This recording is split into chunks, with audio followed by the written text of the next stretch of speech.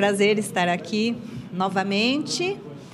E hoje o nosso assunto é a regularização das pendências. Nós estamos no Brasil, terra dos contratos de gaveta. E o pessoal costuma passar o imóvel através de contratos particulares. Vai ficando, ao longo dos anos, das décadas, inventários pendentes, escrituras pendentes. E os imóveis vão sendo vendidos através daquela sequência de contratos particulares, até que chega alguém e diz assim: não, eu quero a escritura. Eu quero escritura definitiva. E nós temos que resgatar buscar esse domínio perdido décadas atrás.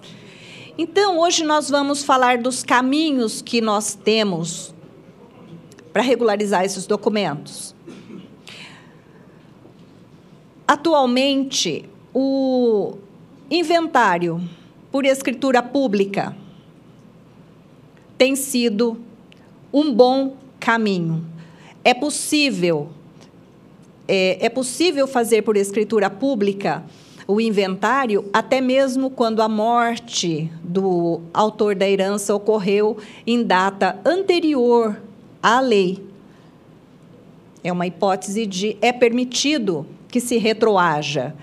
Então, é uma ferramenta importantíssima. E mais,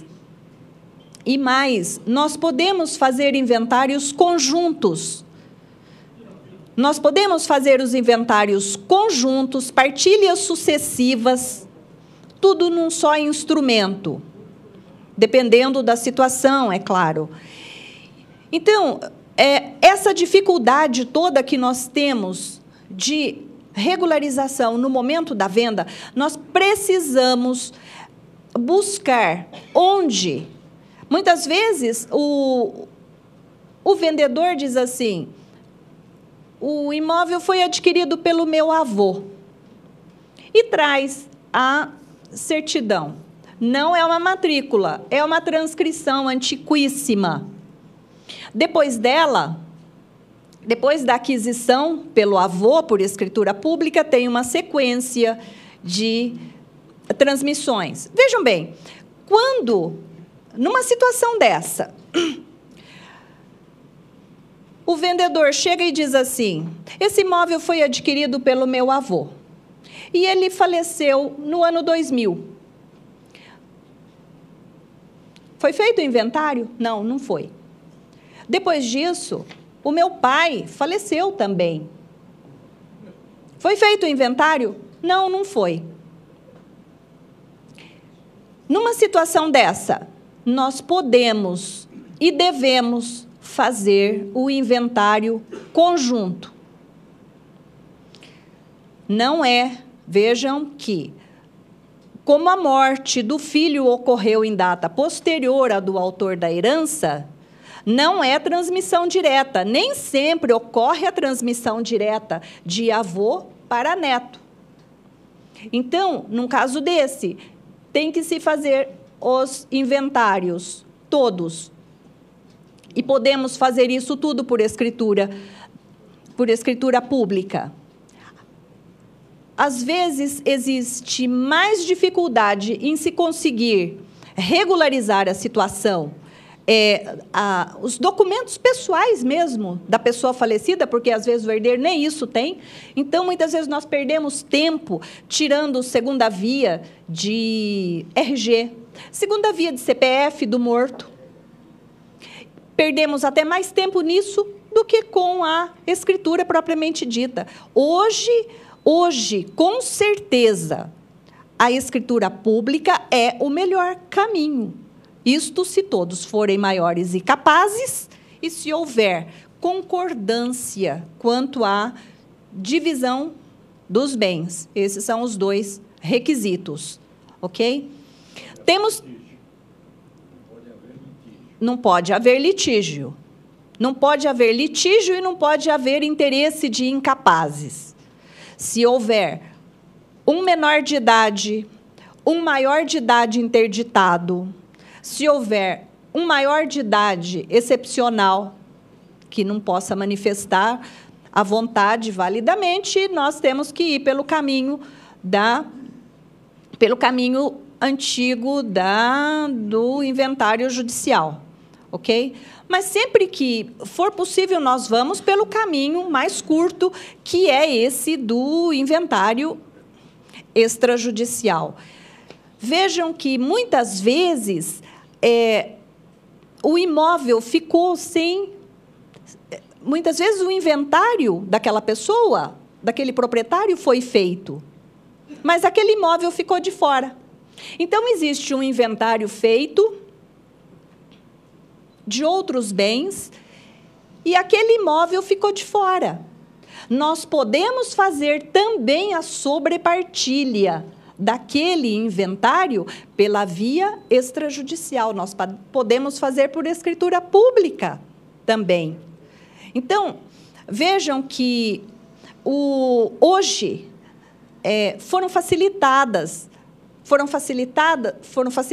os meios de regularização, tanto pela retroação da lei, que é permitida, né? A lei é de 2009, mas nós podemos fazer inventário independente da data que a pessoa tenha falecido. E isso por uma regra do Conselho Nacional de Justiça. Logo em seguida, a lei, né? Logo em seguida, a lei, o Conselho Nacional de Justiça permitiu que se retroagisse e permitiu também que se fizesse a sobrepartilha mesmo que houvesse o inventário anterior pela via judicial. Então, podemos fazer a sobrepartilha pela via extrajudicial, através de escritura pública. O que nós temos hoje no Brasil é o seguinte: as pessoas vendem os imóveis, vão vendendo por uma cadeia de compromissos. Compromissos, cessão. E quando alguém pretende passar a escritura, nós temos que ir buscar esse domínio. Por que nós temos que buscar esse domínio? Porque o bem imóvel é um bem sujeito a registro. E a transmissão do imóvel só ocorre pelo registro do título translativo. E como nós só temos título translativo válido de imóvel, a escritura, os contratos do sistema financeiro da habitação. E o compromisso? O compromisso de compra e venda, a cessão, são contratos válidos, claro que são válidos, são válidos, mas ele não sai do plano das obrigações. No máximo, quando nós registramos um compromisso de compra e venda na matrícula do imóvel, ali nasce um direito real, mas não é o domínio. O que é o domínio? O domínio é o mais completo dos direitos reais. O domínio inclui o direito de uso, de gozo e de disposição, e essa disposição por escritura pública. Pelo princípio da continuidade registral, na hora de lavrar a escritura, eu tenho que buscar esse domínio. Na mão de quem está esse domínio? Porque é essa pessoa, em nome de quem o imóvel está registrado, é ela quem vai ser o transmitente aqui no nosso contrato atual. O povo não sabe disso. O povo não sabe distinguir a diferença entre a escritura pública e o compromisso. Usa-se indiscriminadamente o compromisso para tudo. Em 2006, 2007, Eu falei aqui sobre o contrato de gaveta. Depois daqui, eu fiz 18 palestras pelo Estado de São Paulo falando do contrato de gaveta, que é o contrato de compromisso para a compra de imóvel financiado. Ali o compromisso é válido, é considerado válido, mas existem situações em que o compromisso não é válido. Querem um exemplo? Querem um exemplo? O compromisso de compra e venda de um imóvel gravado com cláusula de inalienabilidade é considerado nulo pela jurisprudência. Certo? Quando nós falamos da herança, quando uma pessoa morre, os bens dela, o conjunto de bens, que no direito é chamado de universalidade, não pode ser vendida por o bem imóvel da herança, não pode ser vendido por compromisso. Eu já disse aqui uma vez, e repito, nós podemos vender bens de herança através da cessão, desde que todos participem, porque a herança é uma universalidade. A pessoa morreu, a totalidade de bens vai para todos os herdeiros. Todos os herdeiros vão vender os direitos sobre aquele imóvel. Não vai vender o imóvel, vai vender os direitos sobre aquele imóvel. Só que lá adiante tem que ter a transmissão do domínio. Por quê? Mesmo uma escritura pública de cessão não transmite domínio. O domínio tem que ser transmitido lá na frente.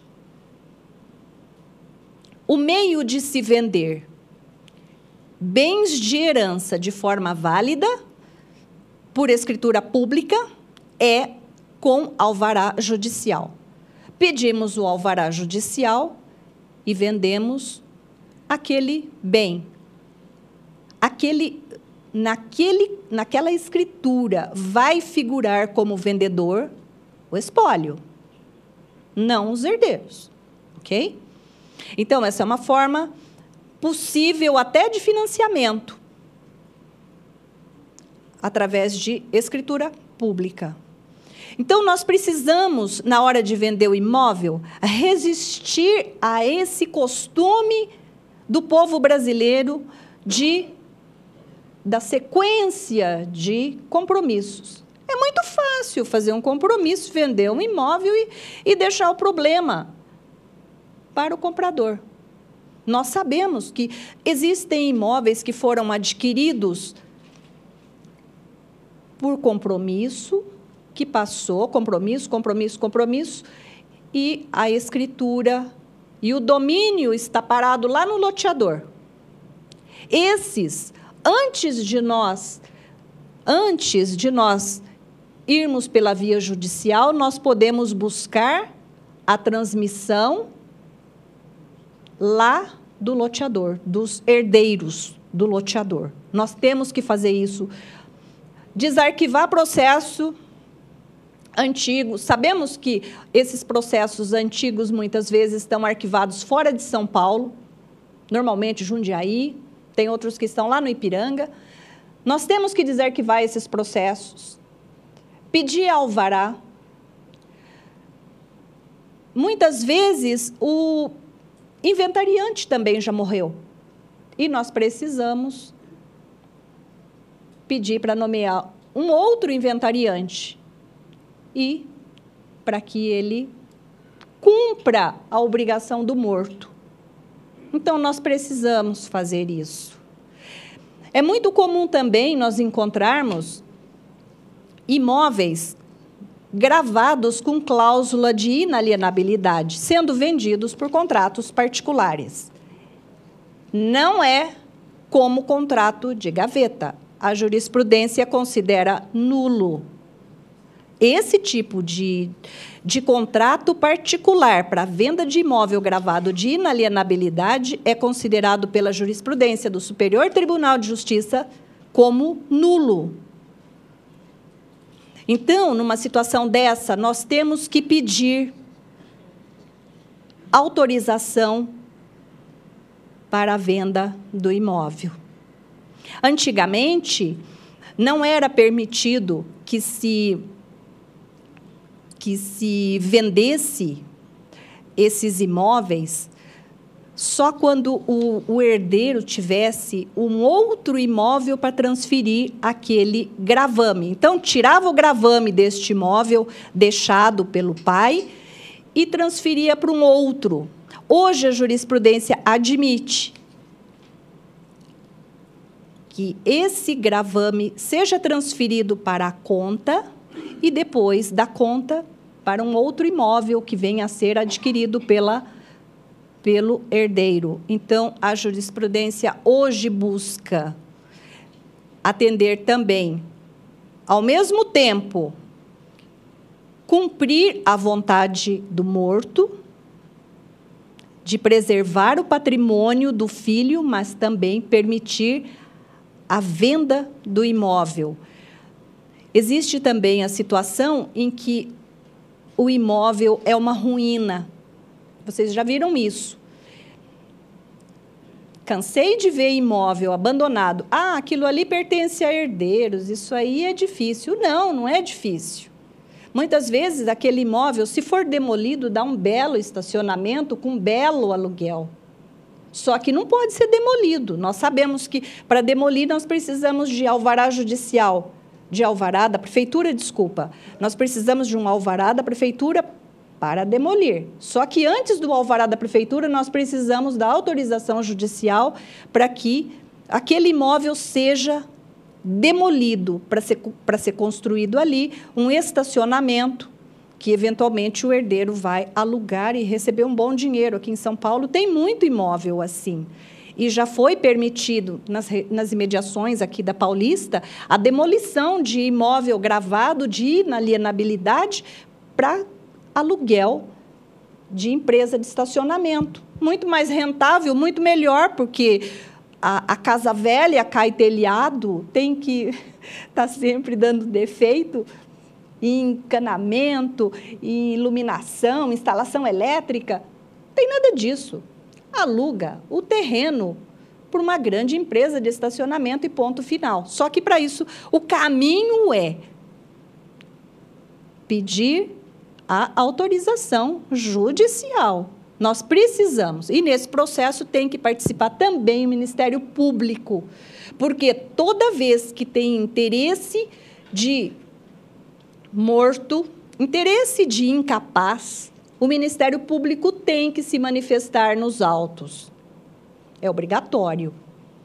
Então, esses bens podem, sim, ser vendidos. Bens gravados de inalienabilidade podem ser vendidos desde que previamente autorizados pelo juiz e que tenha havido autorização, a participação do promotor naquele processo. Então, vejam, nós não podemos continuar vendendo imóvel através de contrato particular indefinidamente. Tem muitas pessoas têm sequências enormes de contrato, e, muitas vezes, ela não tem os contratos intermediários, ela só tem o último. E aquele último não tem vínculo nenhum com a pessoa em nome de quem está o domínio. Quando nós temos o princípio da continuidade registral, que exige que todas as transmissões sejam registradas. Todas. Nós temos que ter aquele elo. Mesmo estando registrado o compromisso, nós temos que buscar em nome de quem está o domínio. Se eu estou lavrando aqui uma escritura pública, o meu vendedor aqui, o meu transmitente, ele tem que ser alguém que tenha o domínio. E é esse domínio que nós temos que buscar. Muitas vezes, ele está dentro de uma velha transcrição. E depois daquela velha transcrição, tem de tudo para ser regularizado. Rua que mudou de nome, gente que morreu, e nós temos os inventários para fazer. Esses inventários, muitas vezes, sequenciais, aí, 2, 3 inventários, nós podemos fazer isso tudo num só instrumento. E desde que, é o que eu disse no início, se a morte do filho ocorreu após a morte do autor da herança, elas têm que ser descritas, são partilhas sucessivas. São partilhas sucessivas e não transmissão direta de avô para neto. Ok? São detalhes do nosso dia a dia, da nossa profissão, que a gente tem que estar acompanhando a evolução disso, né? E é isso que nós estamos fazendo aqui hoje. Precisamos estar sempre buscando esse domínio para transmitir validamente para o comprador. Temos também as situações, hoje, temos no Brasil a longevidade, fala-se tanto de longevidade, e nós temos uma grande quantidade de pessoas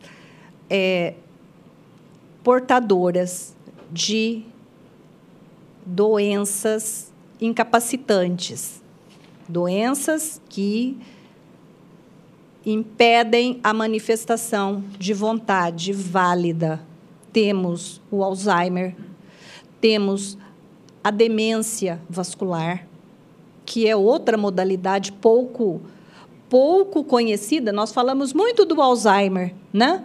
Muitas vezes nós vamos vender o imóvel e a pessoa é idosa e nós precisamos tomar muito cuidado com a capacidade dela de praticar aquele ato.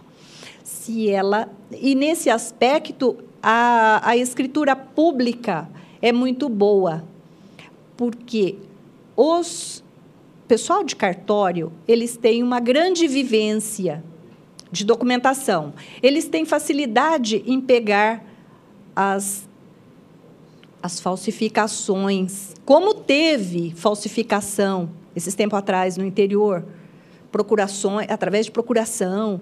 Então, o pessoal de cartório, eles têm bastante vivência disso, eles têm facilidade. E eles têm facilidade também de descobrir se o vendedor tem ou não capacidade. É interessante isso. Às vezes, o idoso engana todo mundo que não o conhece. Mas, na hora de passar a escritura, normalmente, o cartório procura verificar se ele tem mesmo consciência. E é interessante que eu já presenciei isso. O idoso chega, cumprimenta, faz tudo direitinho como uma pessoa normal. Tudo. Quando chega na hora de dizer, o cartorário pergunta para ele: o senhor sabe que lugar é este? Uma pergunta simples. O senhor sabe que lugar é esse que o senhor está? E ele vai falar uma coisa nada a ver. Entendeu? Então, nós, muitas vezes, nos enganamos, mas o pessoal de cartório não se engana. E eles têm essa preocupação em saber se o idoso pode ou não, se ele está consciente daquele ato ou não. Muitos ainda assinam, muitos ainda têm condição de assinar. Ah, é para assinar? Daqui que eu assino. Conversa, mas no fundo, eles já estão. É diferente, a demência vascular é diferente do Alzheimer. O Alzheimer, a pessoa tem flashes, momentos de lucidez, que pode durar horas, que pode permitir a lavratura de uma escritura até, e a gente não está sabendo. E pode ter momentos que ele não tem consciência de coisa alguma. A esquizofrenia pode ser considerada dentro da demência vascular ou é um outro campo? Não, é outro campo. A demência vascular é uma... A demência vascular é um tipo de... Vamos dizer, é um efeito da hipertensão. É um efeito da hipertensão. No fundo, nós, todos, e a maioria que está aqui, são pessoas da mesma geração que eu, com algumas exceções, né? Alguns jovens aqui, a geração chamada Baby Boomer. Não sei se vocês já viram essa expressão. Esse é o nome da nossa geração, dos nascidos depois de 1945 até a década de 70. Né? E é essa geração que diz que vai... A partir dela, que se vive mais. Não sei se vamos viver mesmo. Agora, o importante é que nós estamos vendo que, vivendo mais, a partir dos 70, tem grande parte das pessoas, depois dos 70 anos, começa a manifestar a chamada demência. Como é que ela acontece? A partir de picos de pressão, de hipertensão. E a hipertensão, muitas vezes, é silenciosa. Ela chega e a pessoa não tem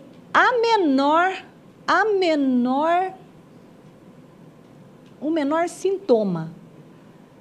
E ela vai lesando os neurônios. Os neurônios não têm reposição. São células que não têm reposição. O que acontece? Depois dos 70 anos, a memória começa a falhar. Eu já vi, na compra e venda de imóvel, pessoa portadora desse problema. Essas pessoas têm de ser interditadas. Pessoas portadoras desse problema têm que ser interditadas quando não têm mais capacidade para administrar os bens. Porque se ela vender, assinar alguma coisa, esse ato pode ser questionado pelos familiares. É um risco. E nós que estamos intermediando essa venda, nós precisamos tomar cuidado com esse tipo de coisa. Porque, dependendo do grau, e esse grau, quem vai avaliar é perito judicial, dentro do processo de interdição, porque quando há interdição de uma pessoa, imediatamente já se nomeia um curador provisório para ela. E se houver necessidade de vender um bem imóvel, até mesmo para pagar tratamento, ou para a sobrevivência dela, nós vemos casos interessantes de pessoas que eram comerciantes, bem-sucedidos, tinha patrimônio, e que, quando morreu, não deixou nenhum tipo de pensão, só ficou o INSS para a esposa. Às vezes, essa esposa idosa tem patrimônio, mas ela precisa de dinheiro para custear tratamento, para custear, enfim, para viver. Nós sabemos que hoje o custo de um idoso que vive sozinho chega nos R$10.000. Esses idosos que têm, não precisa ser um enfermeiro, a pessoa, basta que tenha um acompanhante, porque essas pessoas não dormem mais, então tem que ter três pessoas, 3 turnos. Esses 3 empregados, mais a alimentação dessas pessoas, tudo isso passa de R$10.000. E, muitas vezes, os senhores precisam vender um bem dessa pessoa para garantir a subsistência dela. É caro. O idoso tem um custo muito alto. E nós, na hora de vender o imóvel, nós temos que tomar esse cuidado. Se o idoso necessita vender um imóvel para sobreviver, nós precisamos percorrer todos os trâmites. Provar, primeiro, o processo de interdição e, segundo, provar para o juiz que ele necessita e vai ter o alvará judicial para se vender esse bem. Esse é o caminho. Jamais vender um imóvel desse por contrato particular. Um contrato particular firmado por uma pessoa dessa não tem valor. Pode ser questionado amanhã pelo filho, pelo neto, e família faz isso mesmo. Então, a garantia, o modo correto de se vender esses bens é assim. Assim como o modo correto de se vender bens gravados de inalienabilidade também é através do alvará judicial. Vejam, os senhores, que é um costume antigo do povo brasileiro. E nós vemos, eu que trabalho com análise de documentação, eu vejo que, muitas vezes, até mesmo grandes imobiliárias,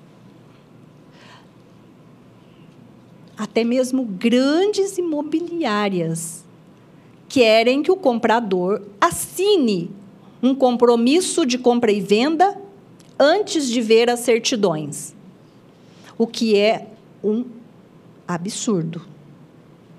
É um absurdo.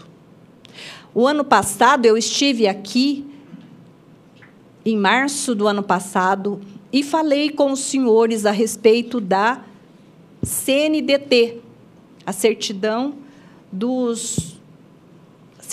negativa de débitos trabalhistas, que a Justiça do Trabalho criou para ela, mas que serviu subsidiariamente para nós. Teve um efeito bárbaro. Além da segurança na transmissão dos bens, a Justiça do Trabalho teve, só nesse ano, ela começou em janeiro, acho que dia 4 de janeiro do ano passado, até o início deste ano, 450 mil processos trabalhistas foram extintos. Ou seja, as empresas pagaram os débitos trabalhistas para poder participar das licitações. E 64 mil empresas quitaram débitos trabalhistas. Então, vejam, a importância disso. A importância disso para nós. A CNDT abriu para nós uma janelinha, porque ela mostra o vendedor em nível de Brasil. Nós não temos isso nas outras certidões, infelizmente. Infelizmente, nós corremos o risco. Por mais que se tire todas as certidões, por exemplo, aqui em São Paulo, tira todas as certidões aqui em São Paulo. Se existe uma execução fiscal no município vizinho, existe o risco. A situação só vai melhorar. Quando eu disse isso, teve uma das cidades por onde eu passei que teve um corretor que ele ficou muito horrorizado com isso. Ele falou assim para mim: o que a senhora está me falando, que isso, que essa pilha de certidão que eu tiro só serve para isto? Só serve para isto? Eu falei, sim, só para a sua comarca. Só a sua comarca. Por isso que é necessário. Por isso que é necessário a pesquisa. A CNDT abriu para nós uma janela para o Brasil. Porque o cidadão que tem uma ação trabalhista lá no Mato Grosso é um risco para nós. Se nós encontramos pela porta da CNDT, nós encontramos lá no Mato Grosso uma execução, isso significa que ele tem outras coisas lá também. Certo? Então, já me aconteceu de encontrar uma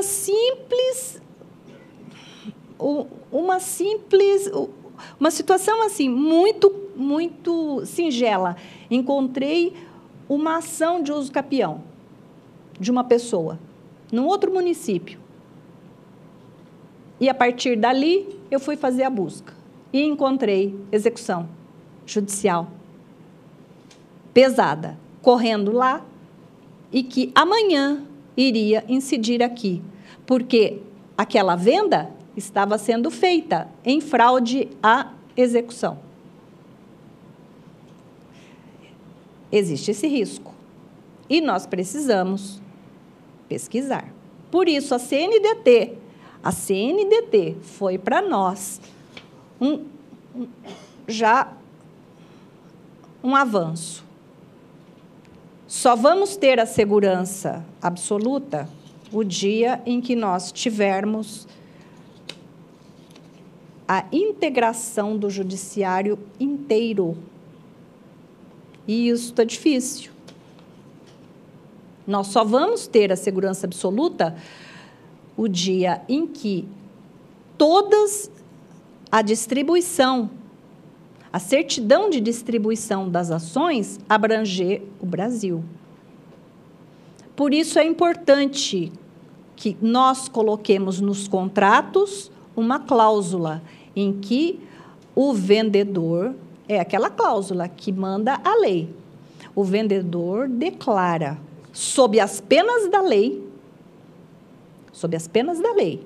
que não tem débitos previdenciários, trabalhistas, em outros estados. Até nem seria outros estados, outras comarcas, porque o alcance das nossas certidões é pequeno. O alcance das nossas certidões é a comarca. O que é a comarca? É a divisão judiciária do estado. Nós temos a divisão em municípios e nós temos a divisão em comarca. Eis o nosso risco. Certo? Por isso, nós precisamos sempre, na transmissão do imóvel, usar de todos os meios ao nosso alcance para buscar a transmissão do domínio. Aquele domínio que está 2, 3, 4 transmissões atrás. Nós temos que ir lá buscar. E, muitas vezes, aquela pessoa morreu. Se aquela pessoa morreu, não precisa fazer. Os herdeiros dela, o filho. Se o filho morreu também, o neto. Aqui em São Paulo, nós tivemos uma situação interessante, em que o loteador faleceu e o imóvel foi sendo vendido por compromissos, e quando a última compradora quis passar a escritura, nós tivemos que localizar o inventário antigo. E, às vezes, nós não conseguimos achar isso nos arquivos do judiciário, no site, e às vezes nós precisamos ir no registro de imóveis, porque o registro, todos os loteamentos passaram por lá, e sempre alguém vai se lembrar. Quem é que assina pelo loteador tal? A rua, alguém na rua já fez escritura. Então, nós temos que ir buscar o filho, o neto daquela pessoa em nome de quem o domínio ficou parado no tempo. E aí, nós esbarramos num problema. E se ele não quiser assinar? Se ele não quiser assinar, só ação judicial. Ação de adjudicação compulsória. Nesse caso, mas nem... essa assinatura, ela supre todos os domínios subsequentes? Houve 4 domínios subsequentes, tá? Quatro transmissões. Sem transferir domínio. Desculpa, 4 transmissões.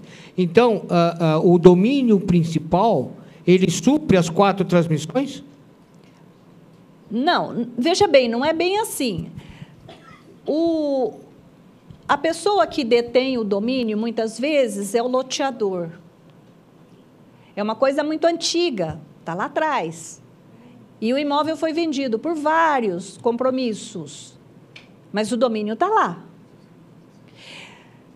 Quando nós vamos pedir o alvará judicial, nós vamos desarquivar o inventário do loteador. E nós vamos juntar todos os compromissos posteriores, todos os compromissos, a sequência inteira, aquela sequência de contratos, até chegar no nosso atual. Sim, mas você não teria que fazer uma adjudicação por cada transferência? Isso, veja bem, nós estamos falando da transmissão por escritura. Nós estamos falando da transmissão por escritura, que seria passar, nós vamos juntar tudo isso e pedir para o juiz. E essa seria uma situação. Se o herdeiro não concorda, vamos pelo caminho da adjudicação compulsória. A ação de adjudicação compulsória é uma ação real.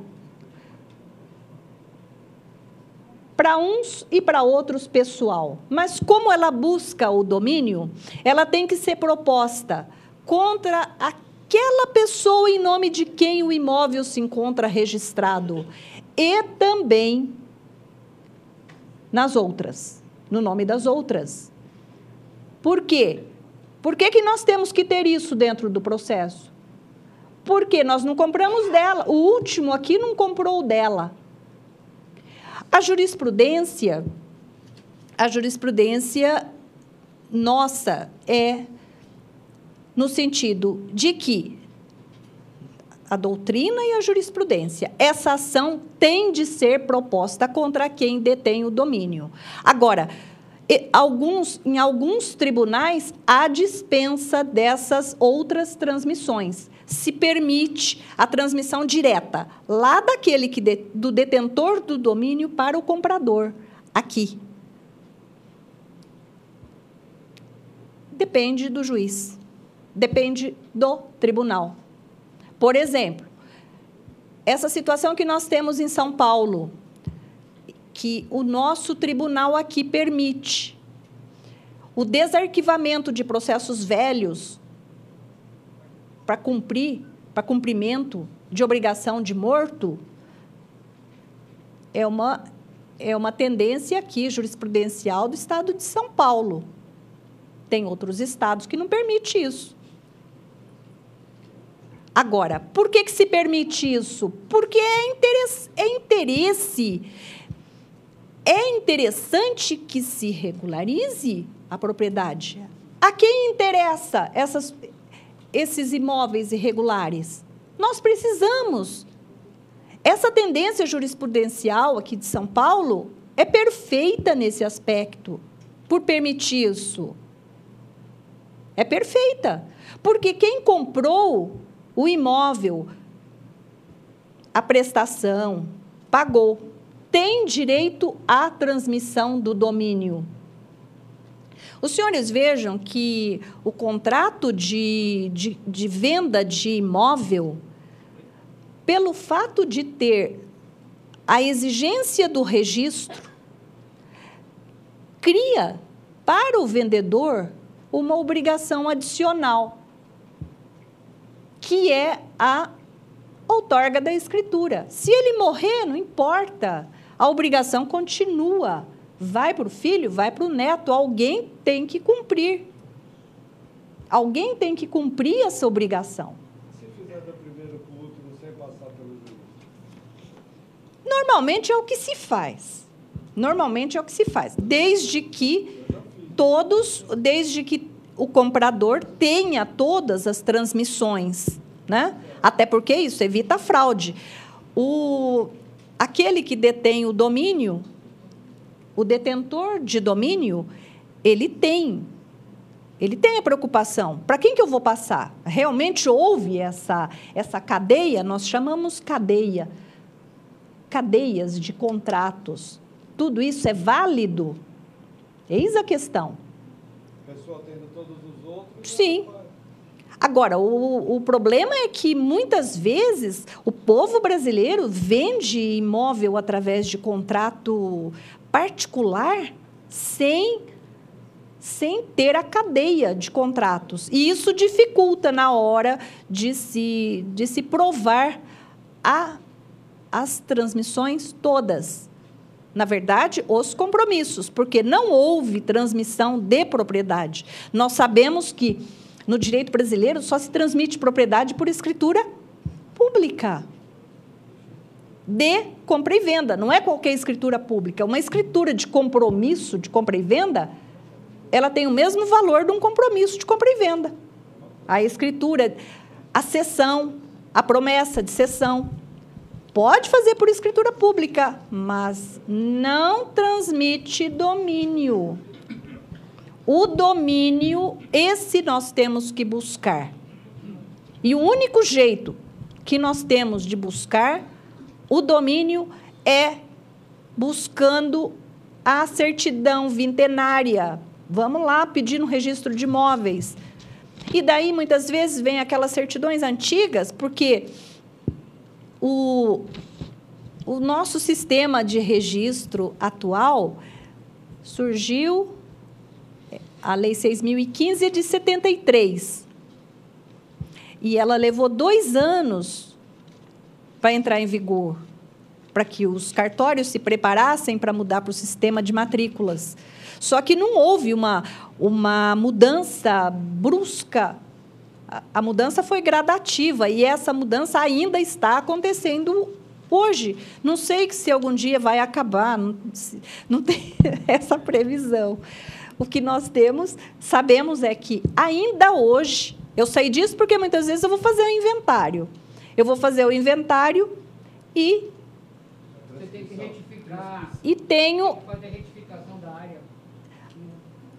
Muitas vezes, nós temos que, antes de fazer o inventário, pedir para o cartório para abrir a matrícula, porque, para que a nossa escritura de inventário saia correta, né? Como a descrição. Os senhores sabem que a descrição do imóvel na escritura tem que estar condizente com o que consta lá. Esse é o princípio da continuidade. Se alguma coisa estiver divergente, o cartório vai devolver o título apontando a pendência, apontando a irregularidade a ser sanada. Nós sabemos disso.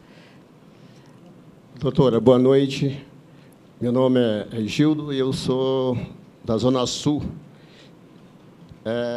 Essa palestra está encaixando muito mais para mim, porque eu trabalho muito na periferia, e onde não existe, a maioria, direi que 90% dos imóveis não tem nenhum tipo de documento. Tudo é através do contratinho daqui e dali. Aí eu pergunto, quando não encontra-se o domínio, não seria melhor a pessoa ir para o uso capião? Que eu tenho feito alguns por uso capião. Quando não tem o domínio, então a gente entra por uso capião, fica muito mais fácil e não fica muito caro. Olha, o imóvel pode não ter matrícula. Ele pode não ter matrícula, porque ele não teve nenhuma modificação, não ocorreu. De 76 para cá, quando entrou a lei 6.015, não houve nenhuma transmissão, não houve nenhuma modificação, e ele ficou lá registrado no sistema antigo de transcrição. Mas todo imóvel tem registro. Todo imóvel está registrado em nome de alguém. Então, vejam bem, lá em Santos, na terra do Viana, o pessoal vende imóvel em área de preservação ambiental, em área pública. Muitas vezes, dizem assim, isso aqui é uma invasão. É ou não é? Está cheio de placa lá em Santos, vendendo imóvel. E se for buscar a matrícula, vamos encontrar quem? Sabe-se lá.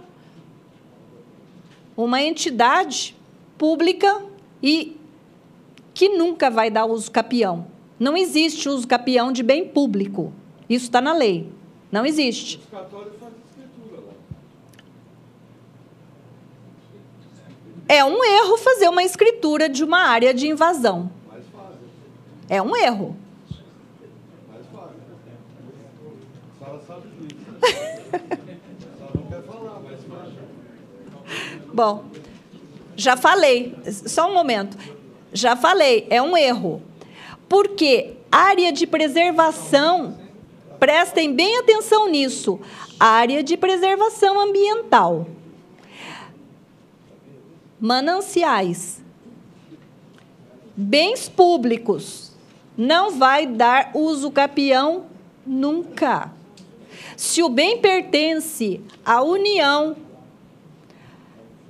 à administração direta ou indireta, a uma empresa pública, a uma autarquia, também não gera direito de usucapir.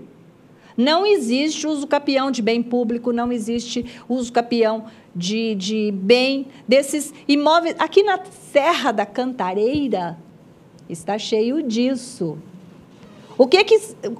Qual é o título que vai ter ali? Não vai ser escritura pública, não. Vai ser o quê? Contratinho particular. Agora, quem firma um contratinho particular desse está assumindo o risco. Por quê? Ali é um loteamento irregular, não tem segurança alguma quanto à documentação. Muitas vezes não tem coleta de lixo, não tem CEP para chegar a correspondência, não tem nada. Algumas pessoas invadiram áreas antigas aqui em São Paulo, pertencentes a particulares, e com o tempo conseguiram. Não vou dizer nome, não é o caso, mas conseguiram. Aqui em São Paulo nós temos até shopping em cima de terrenos usucapido, mas não é o caso, não vamos entrar nesse detalhe. Agora, uma coisa é importante.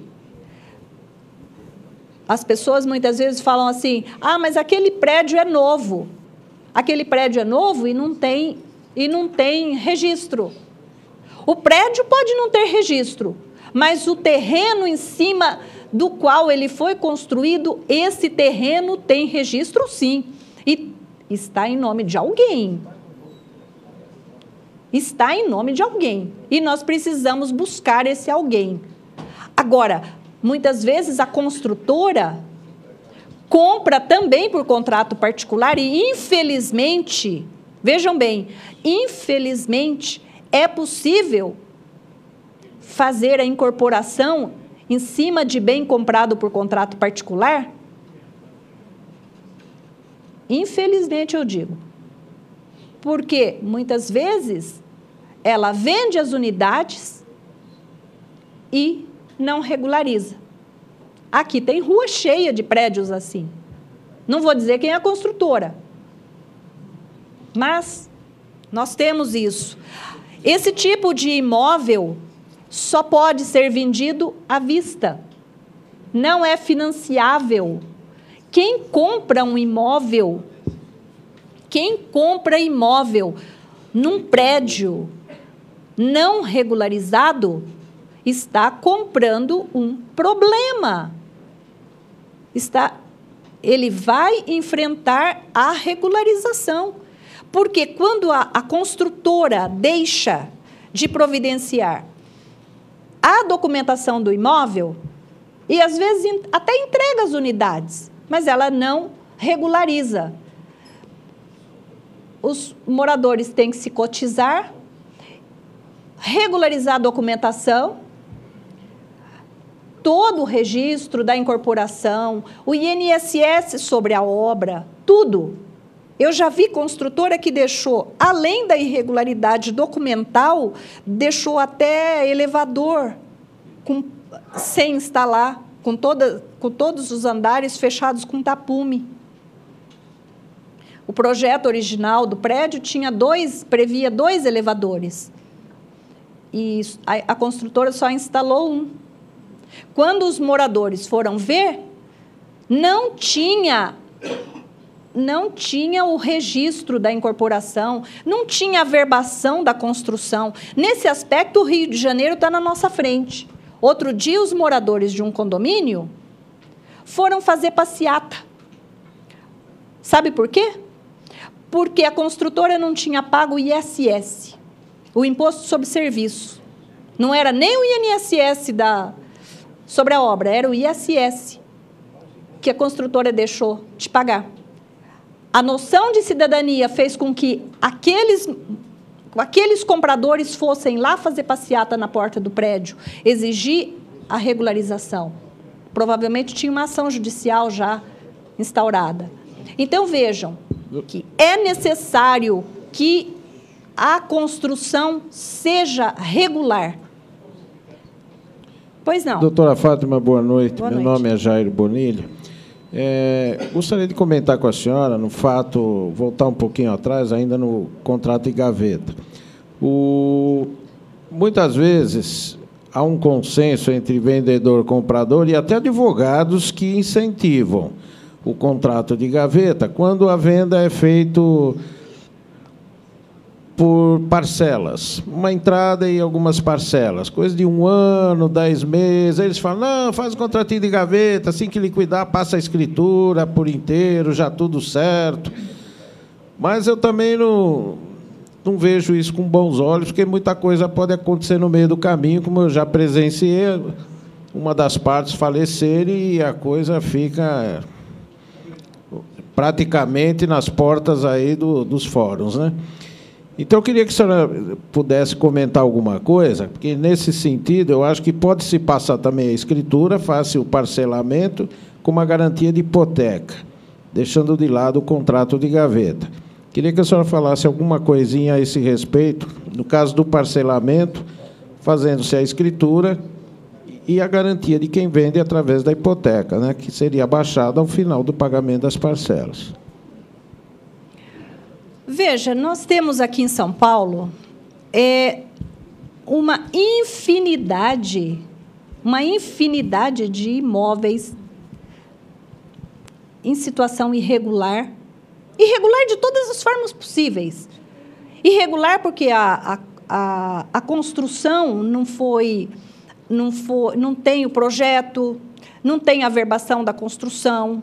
Ali, se for buscar a matrícula, só tem o terreno, sem nada.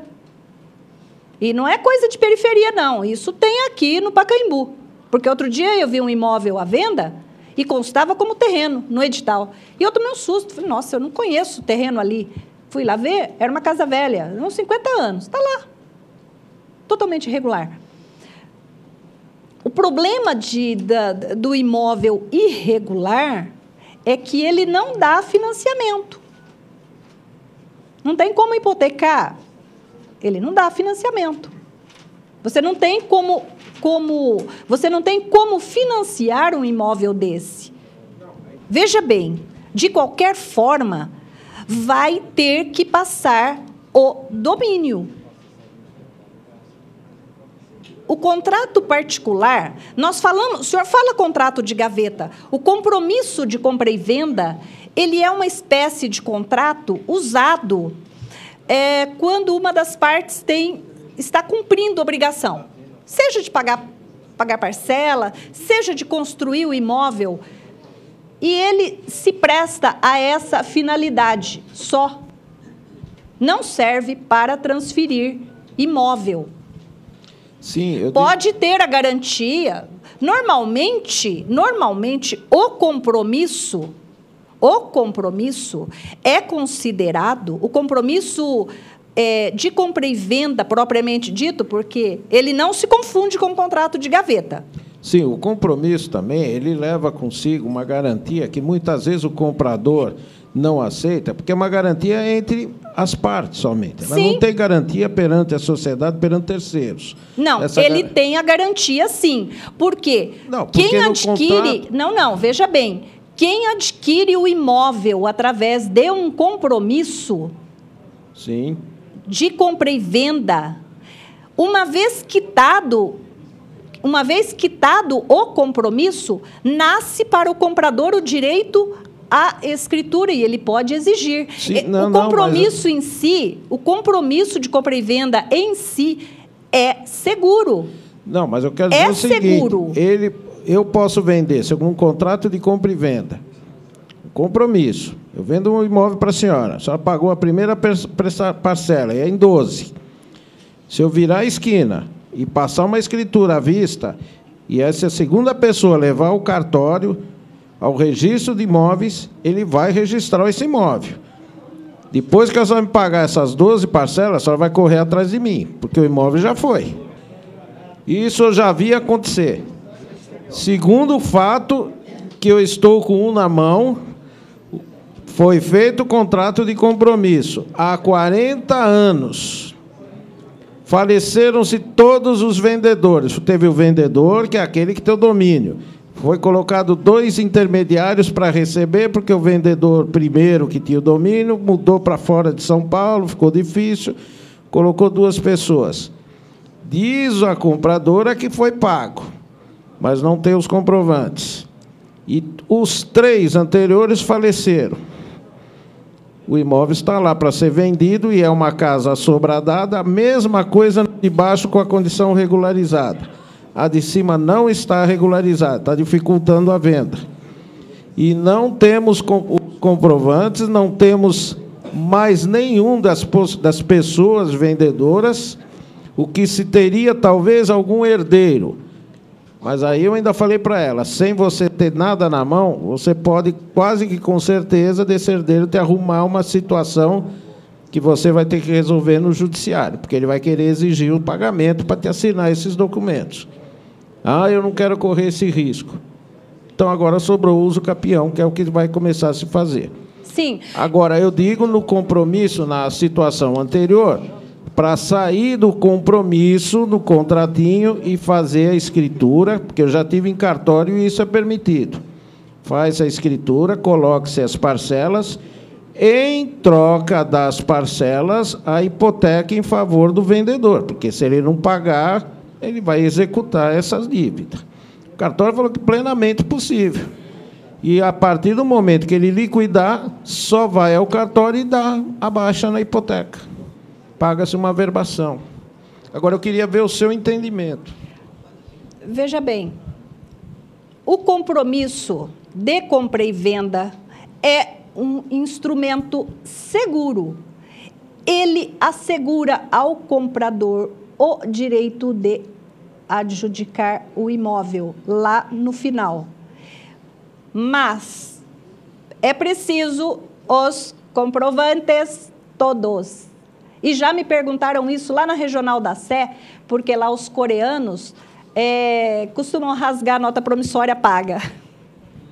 Acabou de pagar, é hábito comercial esse, pega e rasga.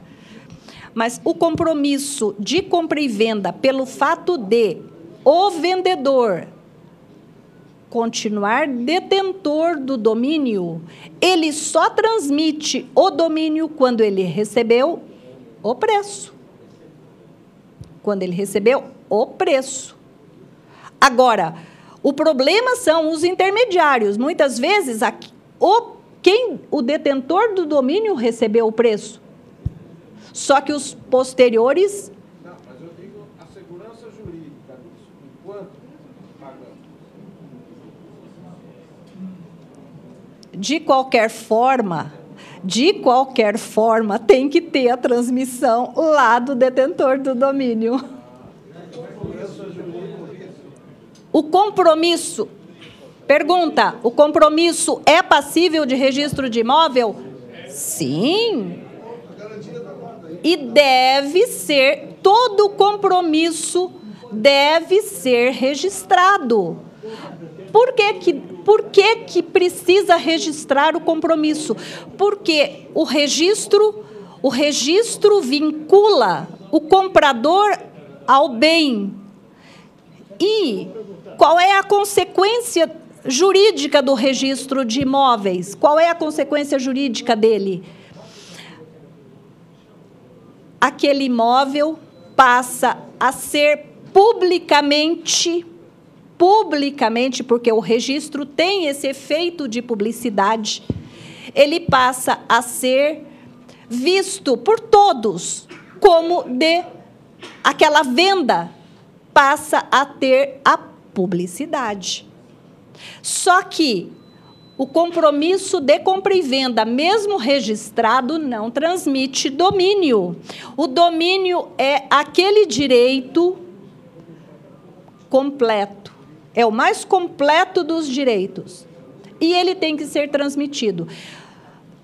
A nossa jurisprudência entende, os nossos doutrinadores entendem que o compromisso de compra e venda é um instrumento muito seguro, porque o vendedor detém o domínio até o pagamento. E ele só transmite depois de recebido o preço. Ele é um instrumento seguro. Ok? Ele é um instrumento seguro. Agora, o problema surge quando as vendas posteriores intermediárias. Ok? Pois não. Boa noite, doutora. Boa noite. Meu nome é Antônio. Eu vou retroceder um pouquinho a respeito do assunto que a doutora falou, do Alzheimer. Por exemplo, eu vou criar uma situação aqui agora. A pessoa que tem o imóvel, que tem o bem, o filho ou os dependentes não sabiam que ela tinha Alzheimer, mas, de repente, ela fez um negócio e, futuramente, foi constatado Alzheimer e já foi feito aquele negócio lá atrás. Pode ser retroativo essa reivindicância, alguma coisa assim? Para reivindicar esse direito? De que ela vendeu e ela não estava bem para vender. Veja, é uma venda considerada anulável e os herdeiros vão precisar provar de alguma forma. Quanto tempo isso? Por isso, como assim, quanto tempo? Vamos supor, passa 1 ano, 2 anos depois, alguma coisa assim? Seja qual for o tempo que tenha passado, cabe ao herdeiro provar que na data da venda, aquele idoso já não tinha mais capacidade. É por isso que nós pedimos a certidão dos distribuidores cíveis. Por quê? É na certidão dos distribuidores cíveis que aparecem as ações de interdição. Se o comprador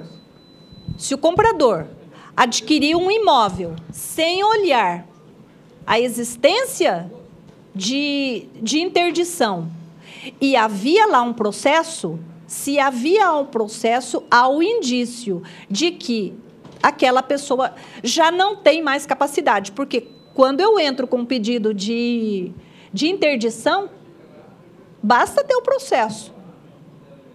Já há o indício da incapacidade da pessoa. e todos os atos dela. Por isso que nós pedimos certidão de distribuidores cíveis, exatamente para olhar isso, se a pessoa não está interditada.